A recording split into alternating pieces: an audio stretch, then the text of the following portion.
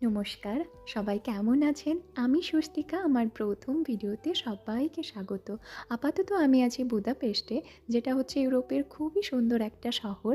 এখানে আমার নতুন রুমের নতুন রান্নাঘরে প্রথম দিন আমি রান্না করতে চলেছি চিকেন। তারই প্রস্তুতি পর্ব চলছে। ম্যারিনেশনের জন্য যা যা দরকার সমস্ত কিছু গুছিয়ে নিয়েছি। এবার আমি হাসব্যান্ডকে ডাক পেরেছি, কারণ ওই দেখেছি এই ম্যারিনেশনটা খুব ভালোবেসে করে আর বেশ ভালোও পারে।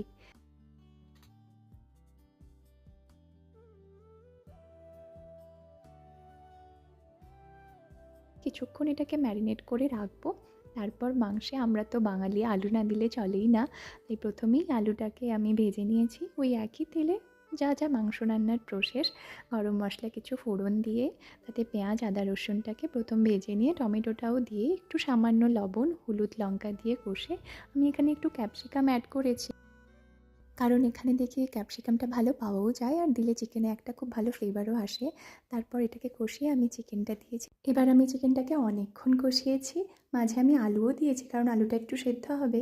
আর কি অল্প জল দিয়ে ফুটিয়ে নিয়েছি, আমার রান্না কমপ্লিট।